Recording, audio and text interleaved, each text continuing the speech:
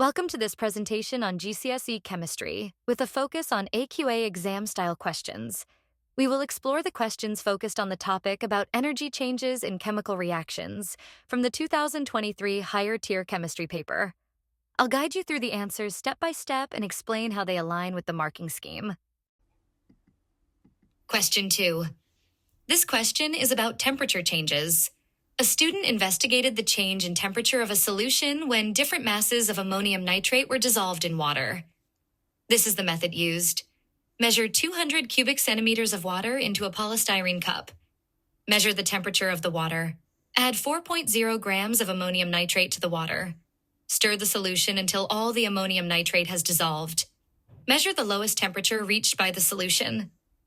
Repeat steps 1 to 5 with different masses of ammonium nitrate. Subquestion 2.1. Give the independent variable and the dependent variable in the investigation. 2 marks. Table 2 shows the results.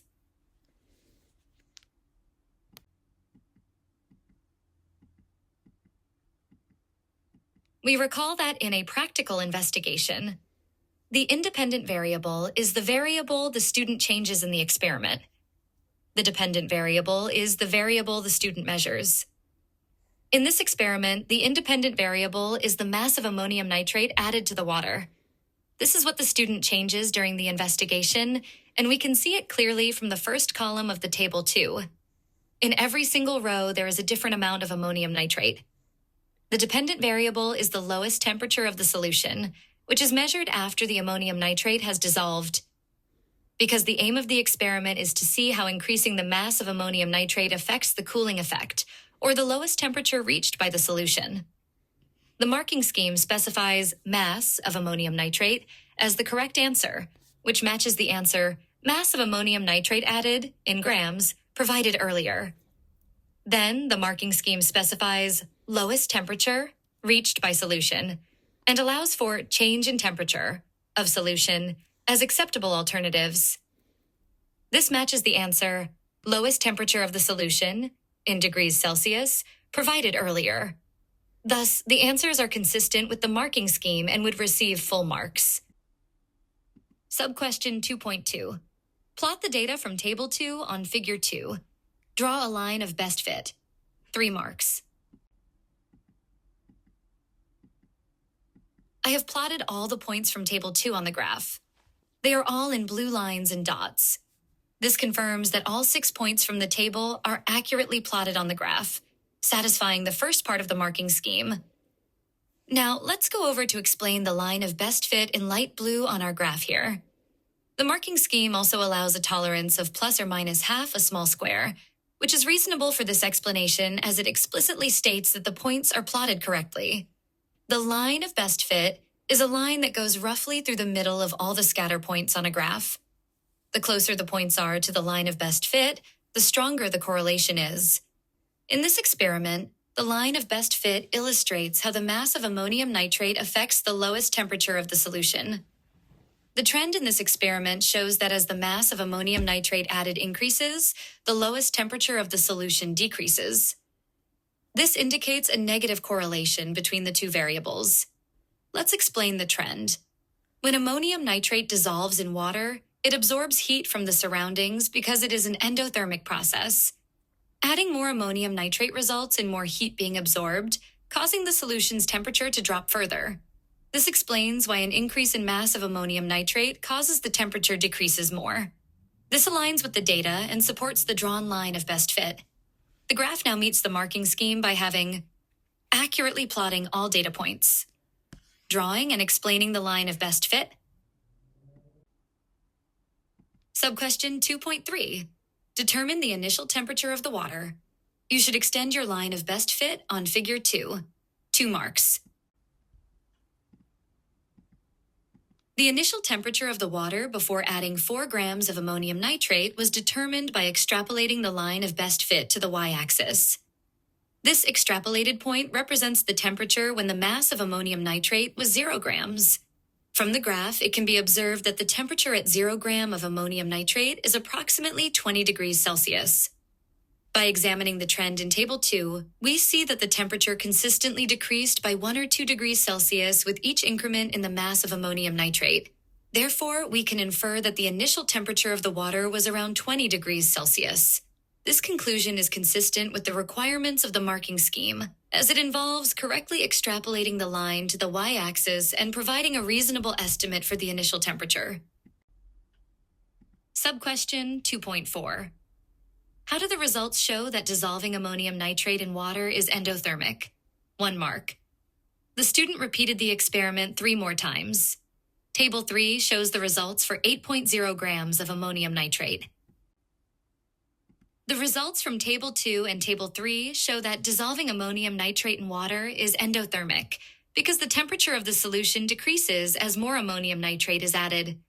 For example, with 4 grams of ammonium nitrate, the temperature drops to 18.2 degrees Celsius, and with 24 grams, it further drops to 10.6 degrees Celsius. This consistent decrease in temperature indicates that energy is absorbed from the surroundings during the dissolving process, which is a characteristic of an endothermic reaction. The response aligns with the marking scheme as it correctly identifies that the temperature decreased, which is the key requirement for earning the mark. Subquestion 2.5. The student recorded the mean lowest temperature of the solution for 8.0 grams of ammonium nitrate as 16.5 plus or minus 0.3 degrees Celsius. Explain why the student included plus or minus 0.3 degrees Celsius after the mean lowest temperature. 2 marks. The student included plus or minus 0.3 degrees Celsius because it represents the uncertainty in the measurement. This uncertainty reflects the range within which the actual mean temperature is likely to fall, with a maximum variation of 0.3 degrees Celsius above or below the mean value. For example, the mean temperature of 16.5 degrees Celsius could vary between 16.2 degrees Celsius and 16.8 degrees Celsius. 16.5 plus 0.3. This explanation aligns with the marking scheme by identifying the uncertainty and providing the allowable range. Subquestion 2.6. What type of error is shown by the results in Table 3? 1 mark. Tick. Check mark. 1 box. Random error, systematic error. 0 error.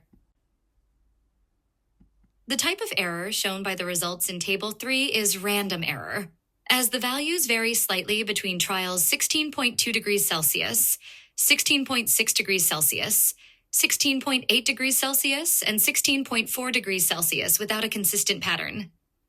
The answer aligns with the marking scheme because it correctly identifies random error as the type of error shown by the results in Table 3.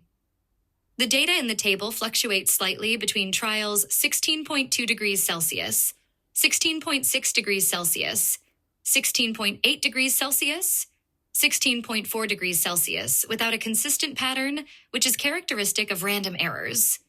This matches the marking scheme's requirement for selecting random error for 1 mark. Lastly, you may have noticed that the answers are written in full sentences, while the mark scheme is presented in bullet points. I want to take a moment to emphasize the importance of writing in full sentences. Writing answers in full sentences in exams is important because full sentences provide a complete explanation, making it clear how your answer aligns with the question and the marking scheme. This reduces the chance of ambiguity or misinterpretation. Demonstrates understanding. Full sentences show that you understand the concept, not just memorized keywords. Examiners can see your ability to explain and articulate your knowledge. Avoids marks being missed. Bullet points might lack the depth or explanation required to meet the criteria in the marking scheme, especially if context or reasoning is essential for the marks. Demonstrates professionalism. Many exam boards and assessors prefer full sentences because they reflect structured and thoughtful communication, a skill valued in both academic and professional settings. By writing in full sentences, you maximize your chances of earning all possible marks and ensure your answers are clear and comprehensive.